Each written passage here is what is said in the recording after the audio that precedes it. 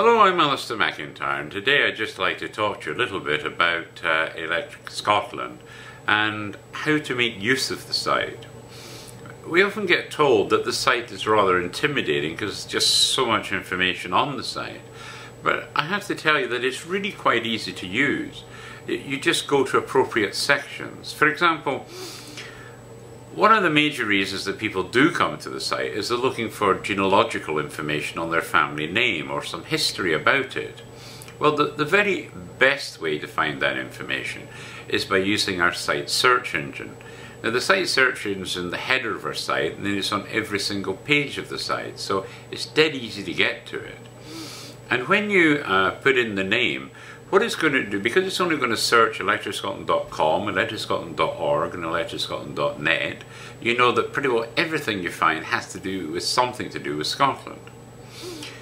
The other thing to think about is, especially if you've got a Mac name, because you've got an issue there. Is it M-A-C, is it M-C, is it M''C, or is it even M-A-C space and then the name?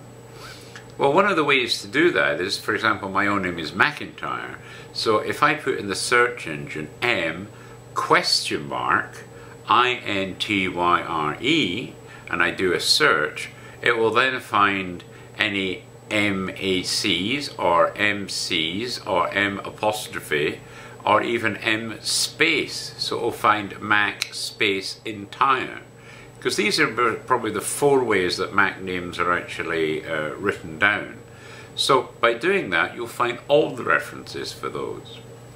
But certainly, because we've got literally hundreds of books and articles on the site, in a lot of them, individual names are mentioned for whatever reason. It might just be a passing mark, their friend John McIntyre, and that's all you're going to get.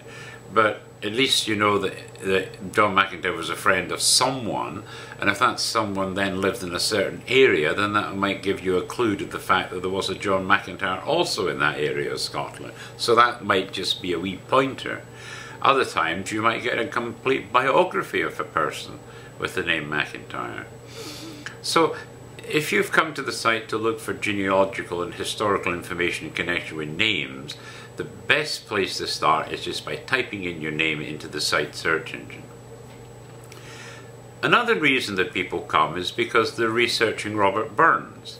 And of course in January we get, I think the last time I looked, we got something like 385,000 visits just to our Robert Burns section in January last year. Totally amazing. But our Burns section is also huge, and you can spend weeks just in the Burns section alone. We have a complete biography of Robert Burns. In addition to that, we've got other books. For example, one of the authors sent us and gave us permission to put up the book Understanding Robert Burns. I found that book to be just brilliant. I mean, for example, there's one poem called, I think it's the Farmer's New Year's greeting to his mare Maggie. Well, I have to tell you, it's in the Scots language, and I've tried to read that several times, and it just didn't do anything for me at all. But when I got this book, Understanding Robert Burns, it explained the poem to me in an English fashion, but by reading the explanation of what the poem's about and how each verse is, I just thought that was a wonderful poem. And I often thought it should have been written in English, actually, so that more people would appreciate just how good that poem is. But also that same author, for example, has written about the letters of Robert Burns. Now that book, as it happened, hasn't yet been published, so we have his unpublished book about the letters of Robert Burns on the site. And there's a few other PDF versions of certain Burns books that we felt are useful to put onto the site. And we've even got books about Ayr, and obviously Robert Burns coming from Ayr, he is mentioned quite extensively in those books. In addition to that, you'll find links within that section to the Scots language section, where we have a glossary of something like 3,000 words. So if you're looking how to pronounce a Scottish word for a Burns supper, you're going to get the pronunciation there. And not only that, in that section there's quite a lot of short poems that they put up, and actually read them in the original Scots language. So if you had to cite a poem, you'll get all the information and you'll be able to listen to the accent and everything. So, as I say, literally you could spend some weeks in that Burns section, enjoying yourself thoroughly. And finally, I might mention that Frank Shaw, who actually comes from Atlanta in Georgia, he's a great Burnsian. And in fact, I think I'm right in saying he actually owns 2 copies of the original Kilmarnock edition of Burns. Very, very rare, those books. But for some years now, he's been putting together articles under his Robert Burns Lives section. And he gets guest writers coming in for that are some of the leading Burnsians in the world. So these articles themselves make a great read. So that's why I say you can spend a lot of time just in the Burns section of the site. Another reason you might come is because you're hoping to learn a bit more about the music of Scotland. Well, again, there's perhaps 2 sections you could explore here. Under our lifestyle menu, which is in the header, that's actually where you'll find things like music, you'll find Scottish humour. So we've got complete books about Scottish humour and a lot of more up-to-date jokes and so forth. That's where you'll get hold of all the religious stuff that we've got on the site, because remember, in history, Scots took religion literally all over the world. I mean, it was a big passion of Scots back then. So we've got a ton of information on that. We've also got some great haggis stories which you could enjoy. So all of that can be found under the lifestyle section. But if you go to music, we have a 6-volume book up there. It's the Minstrelsy of Scottish Song. And every single song, they're all been scanned in as images. And the reason for that is because not only are the words there, but the sheet music is there as well. So if you want to do it for the piano or adapt it for the bagpipes or whatever, there's a whole ton of music you can get to in there, and a lot of other stuff besides. And then if you were just looking to read something, if you go to our history section, you'll find historic articles.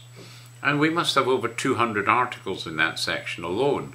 And you're not going to like every single story, but there's a whole range of stories, you know, like old stories from way, way, way in the past that people have recorded from an oral talk given in a wee hut somewhere in the Western Islands.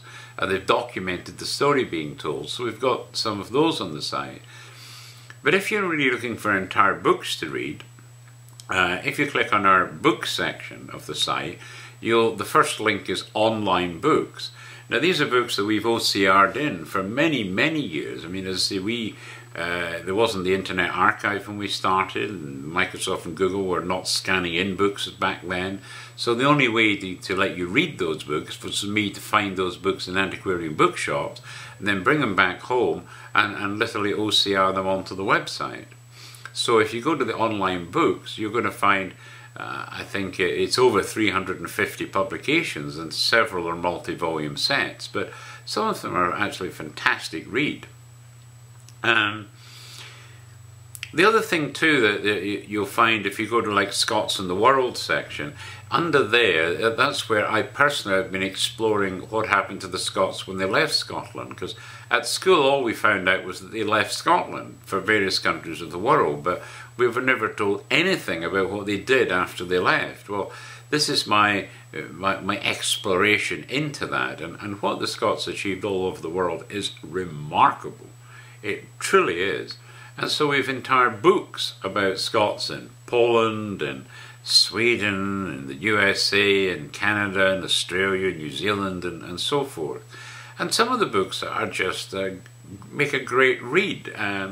I mean, for example, one person contacted us at one time to say that every Sunday after he had his breakfast with the family, he got a big mug of coffee and would go into his little kind of study in the home, and the whole family knew to give him a couple of hours, because that Sunday for 2 hours he just sat and read various stories on Electric Scotland, and he said it was one of the most pleasurable couple of hours he spent during the week. So I mean, that's another way that you can do it. But certainly the thing is, think about why you've ended up on Electric Scotland. What were you looking for? And then just take your time to browse around the site. Go and look at the various sections. I mean, as I say, we've got something like 800 children's stories on the site. Now, it may be you've got young grandchildren or even young kids of your own that you read stories to at night. Well, if you go to our site, we've got 800 stories. That's going to be plenty for you to read enough stories until they've grown up and start reading for themselves. So that's a huge part of our site. And one of our contributors, Margot Fallis, again from Atlanta, Georgia. It's amazing the number of Scots that ended up in Atlanta, Georgia, I might add. But nevertheless, she's written actually a series of books. So if you've got very young children and you're kind of keen to teach them a little bit about Scotland, she specifically wrote for the site Butterflies Explore Scotland. And that series is that every time they flutter to a new area of Scotland, the boy Butterfly is the history buff, and he'll tell a wee gentle story. But Margot's a school teacher, and she teaches young children, so she knows that they don't have a big attention span, so she makes them very simple wee stories to read. So that's another section you can spend quite a bit of time on the site. So I won't go any further, but certainly if you're looking for recipes, we've got a food and drink section, and between Electric Scotland's recipes and their visitors' recipes, there's a ton of really good Scottish recipes within that section. We also have areas for famous Scots, so if you like to read little biographies and stuff like that, they're there as well. So a whole ton of things you can do if you come, and we'll also tell you all about our tartan and give you the history of tartans as well on the site, which I hope you'll enjoy. We've actually got in our business section, we've a contributor, Tartan Spirit, who actually does very unique 21st century fashion, but with tartan as a theme, and some of her fashions are absolutely wonderful. So you can read about that as well. So there you have it.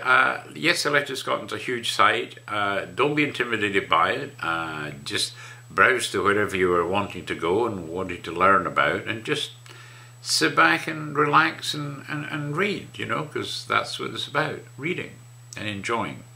So thank you for listening to me, and I hope you've enjoyed that little kind of introduction. Thank you.